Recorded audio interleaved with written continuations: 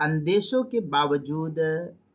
अहले किताब औरतों से निकाह की इजाज़त क्यों दी गई है। चुनांचे अब यहाँ एक सवाल होता है कि एक जगह हज़रत फ़ारूक आज़म रज़ी अल्लाह ताला ने नागवारी ज़ाहिर की अहले किताब की औरतों से, जैसा कि कामुल कुरान जस्सास के दूसरी जिल्द सफ़ा 334,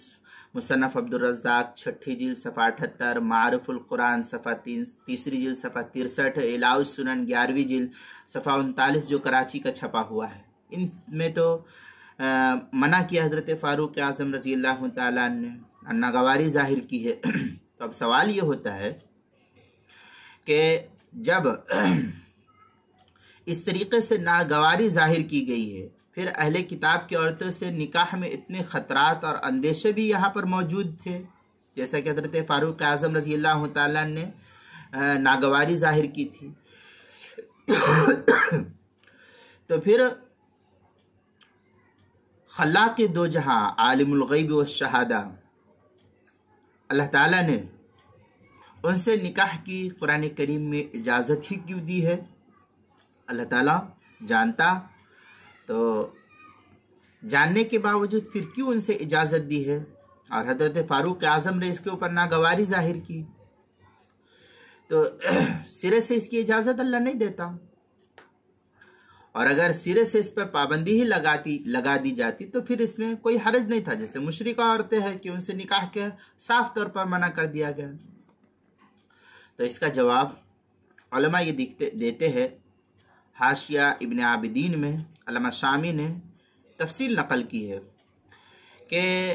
इस इजाज़त में भी इस्लाम की दावती पहलू को मद्देनज़र रखा गया है। यहाँ इस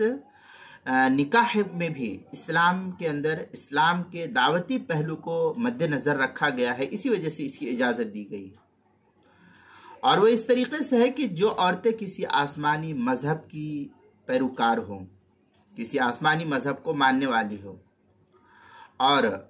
उर्फ़ी शिर्क से वो दूर रहती हो, करीब ना आती हों, तो वो आम मुशरिकीन के मुकाबले में ज़हनन मुसलमानों से ज़्यादा करीब हो सकती है, फितरी एतबार से वो करीब हो सकती है। अब जब वो बीवी की सूरत में मुसलमान के घर इस्लामी मुल्क में महकूम बनकर रहेगी, तो फिर यहाँ कभी इम्कान है, मुमकिन है कि वो इस्लाम को भी कबूल कर लेगी। वो बल्कि तजर्बा से आम तौर पर यह साबित है कि वो मुस्लिम घराने के इस्लामी माहौल से बसा औकात मुतासिर होकर बहुत जल्द इस्लाम को कबूल भी कर लेती है। और आखिरत के अजाब से उम्मीद है कि ये औरतें बच जाएंगी। और जब ये औरतें इस्लाम ले आएंगी तो इसके ज़रिए उसके दीगर अहले खाना इस्लाम के कबूल करने का रास्ता उनके लिए खुल जाएगा, जैसा कि अल्लाह के रसूल सल्लल्लाहु अलैहि वसल्लम ने खुद निकाह किया था और खुद जो है निकाह करके उनकी औरतों से, और फिर इस तरीके से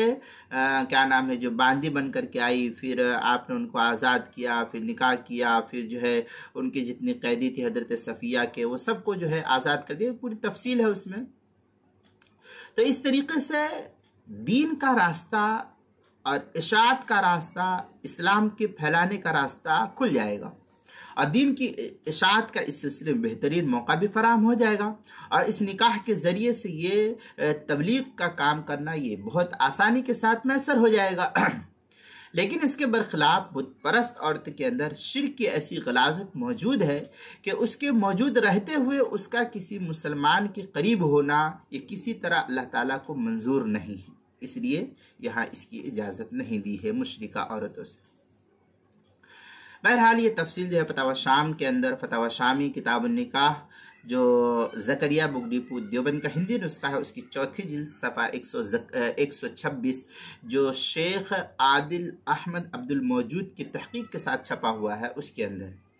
आगे बताया उस सनाए में है वलफ़र्क़ अन्नल अस्ल अन्ना ला यजूज़ु लिल मुस्लिम अय्यन के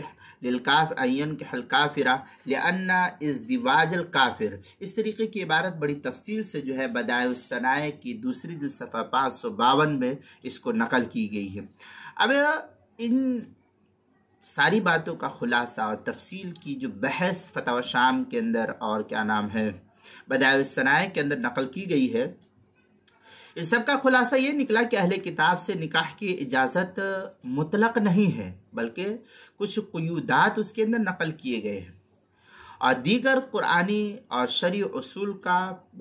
को पेश नज़र रखना बहरहाल यहाँ पर ज़रूरी होगा, और अगर ऐसा नहीं है तो फिर उनसे निकाह जायज़ नहीं होगा। चुनांचे ये तफसील जो है किताबुल मसाइल की चौथी जिल्द सफ़ा 247 और 248 पर भी नकल की गई है, वहाँ भी देख सकते हैं।